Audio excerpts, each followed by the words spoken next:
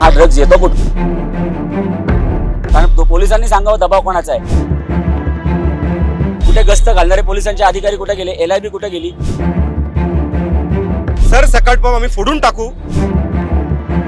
पुण्यात शनिवारी रात्री पुण्यातील FC रोड येथील L3 या रेस्टॉरंट बार मध्ये उशिरापर्यंत पार्टी सुरू असल्याचे व्हिडिओ समोर आले आणि त्या पार्टीमध्ये ड्रग्स सेवन करताना काही विद्यार्थी देखील दिसत होते। याचाच निषेध म्हणून आज महाराष्ट्र नवनिर्माण विद्यार्थी सेनेच्या वतीने याच रेस्टॉरंट समोर आंदोलन करण्यात येत आहे।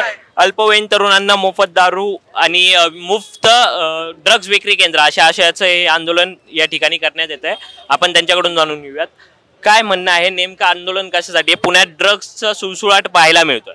पुण्यात इतका ड्रग्स आणि दारूचा आणि बेकायदा पबचा सुळसुळाट होतोय। तुम्ही पाहताय कल्याण नगरची जी दुर्घटना घडली त्याच्यानंतर पण आम्ही कुठं शिकलेलो नाहीये। प्रशासन म्हणून सुद्धा इथं आज या मागच्या या बारमध्ये या क्लबमध्ये रात्री 2:30 वाजता पार्टी चालू झाली, पहाटे 5:30 वाजेपर्यंत पार्टी चालू केली की कशा पद्धतीने ड्रग्सचं सेवन केलं गेलं आपण सगळ्यांनी त्या ठिकाणी पाहिलेलं आहे। म्हणूनच आम्ही ना हा ड्रग्ज येतो कुठून आणि कोणाच्या आशीर्वादाने येतो? त्याच्यामध्ये पोलीस प्रशासन आणि व्यवस्था यांच्या आशीर्वादाशिवाय हे ड्रग्स पुण्यात येऊ शकत नाही।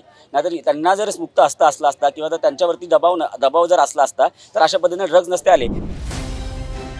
भारत दुनिया का सबसे बड़ा लोकतंत्र और NLC भारत देश का सबसे बड़ा गैर राजनीतिक मंच। शक्तिशाली लोकतंत्र के लिए राहुल कराट का सार्थक कदम। मुंबई में हुआ ऐतिहासिक प्रथम राष्ट्रीय विधायक सम्मेलन।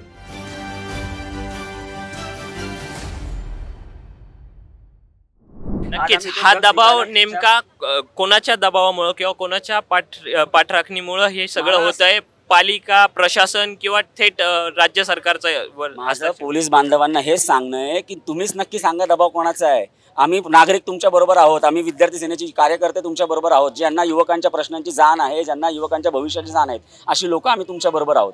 कारण पोलिसांनी सांगावं दबाव कोणाचा आहे? कारण पोलिसांना सुद्धा आज मुलं आहेत, पोलिसांना सुद्धा त्यांच्या घरी कुटुंबीय आहेत, त्यांना या ड्रग्स कोणाच्या घरात कोणाच्या उमऱ्यापर्यंत पोहोचणार नाही, सगळ्यांच्या उमऱ्यापर्यंत येणार आहेत। त्यामुळे आम्ही त्यांच्याकडनं आम्ही म्हणून पोलीस आयुक्तांना मी हात जोडून विनंती केली आहे की आज तुम्ही हा विषय कायमस्वरूपी थांबवा। हे असं परत या ठिकाणी होऊन देऊ नका। पुण्याचं भविष्य तुमच्या हाती आहे। तुमच्यावरती कोणाचा दबाव असेल तर आम्ही नागरिक म्हणून तुमच्या बाजूने कायम आहोत, परंतु तुमच्यामधले जे भ्रष्ट अधिकारी आहेत जे पाकिट संस्कृतीसाठी या अशा लोकांना जे पाठिंबा देत आहेत, या अशा क्लब इथे एवढ्या मोठ्या रस्त्यावरतीच क्लब चालू आहे, कोणाला कसं कळलं नाही? कुठे गस्त घालणारे पोलिसांचे अधिकारी कुठे गेले? LIB कुठे गेली? हे कोणाच्या तरी आशीर्वादाशिवाय हे सगळं शक्य आहे का? आपण कोणी मानू शकत नाही। त्यामुळे पोलिसांच्या बाजूने आम्ही आजही आहोत, उद्याही राहणार। त्यांनी अजून पुणे शहर सुरक्षित करावं आणि हे आमच्या उंबऱ्यापर्यंत येऊन देऊ नये। नक्कीच, त्यामुळे तुम्ही या आंदोलनाच्या माध्यमातून पोलिसांना विनंती करताय ड्रग्स संस्कृती बंद व्हावी अशी विनंती करताय। मात्र या आंदोलनानंतरही पुण्यात जर ड्रग्स प्रकरण असंच सुरू राहिलं, ड्रग्स अनेक ठिकाणी उपलब्ध होत राहिले तर पुढची दिशा काय असेल? पुढची दिशा ही फक्त आता चेतावणी आहे। ही मनसे स्टाईलने आम्ही पहिल्यांदा येऊन सांगतो, निवेदन देतो, नाही बंद झाले तर पुण्यामध्ये एकही पब दिसणार नाही। सर सकट बॉम्ब आम्ही फोडून टाकू, सर सकट बॉम्ब फोडून टाकू आम्ही। नक्कीच, त्यामुळे पुण्यात जी ड्रग्स संस्कृती चालू आहे, ड्रग्सची विक्री चालू आहे, त्याच्या विरोधात आता महाराष्ट्र नवनिर्माण विद्यार्थी सेनेकडून आंदोलन करण्यात येत आहे आणि ही संस्कृती लवकरात लवकर बंद व्हावी असं निवेदनही त्यांच्या वतीनं देण्यात येत आहे। कॅमेरामन रोहित वनकट्टेसह मी Pranav Damale for the People News Pune.